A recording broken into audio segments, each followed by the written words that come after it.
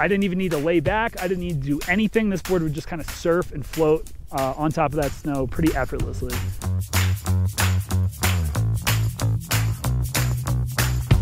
Hey everybody, I'm Bobby Chatterton, snowboard expert at Curated.com. Today I rode the 2022 Never Summer Harpoon in a 152. All of this information is completely unbiased and I am not sponsored or affiliated with any brands. The Harpoon is a volume shifted, tapered, directional freeride board. Ideally, you want to size down 3 to 6 centimeters from your typical size. I typically ride a 154 to 156. I found the 152 in the Harpoon to be perfect for me. I think my favorite thing about this board was its overall ability to float without much effort or input. When I did get into the deeper snow, I didn't even need to lay back. I didn't need to do anything. This board would just kind of surf and float on top of that snow pretty effortlessly. If you're looking at like a size 11 plus, and you want a board that's going to be nimble and fun to play around with, a volume shift is going to be a great option for you, and the Harpoon would definitely suit you.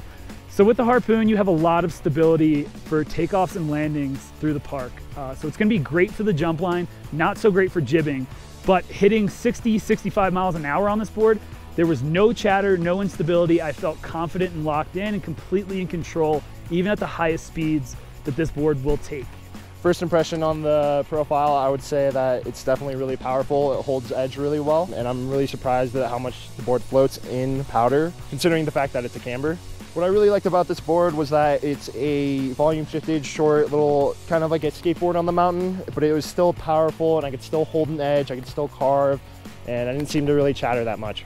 I felt like the board can go pretty fast. It's a pretty fast board, but once you get to some sketchier terrain and you're still going fast, it might not handle that type of terrain, that choppy, icy type of terrain very well. It might not be very stable for you.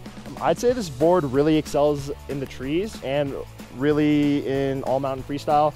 It does do well in the powder, it does float, but when you get to that like waist deep to chest deep powder, you're gonna want something that'll hold a lot better. I would suggest this board for a rider that's looking to kind of change up their shape a little bit, get something a little shorter, a little more maneuverable, but still be able to have that edge control and that power and stability. I wouldn't put an outright beginner on this board because it is tapered, it is directional. It's about a mid flex, I'll say. So it's not the most stiff and aggressive board, but given that it does have a wider width, it will take a little bit of input to get it to go edge to edge. Once you have this board on edge, it's locked in. You can dial in a deep carve without worrying about washing out, but it will take a bit more effort to get it up.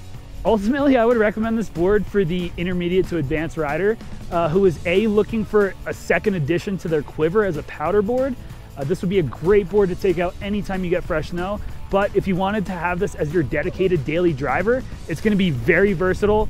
It's gonna rip all over the mountain. You're gonna be able to lay down some deep carves on groomers.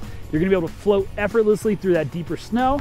The only thing that I'll say this board won't excel at is gonna be jibbing through the park.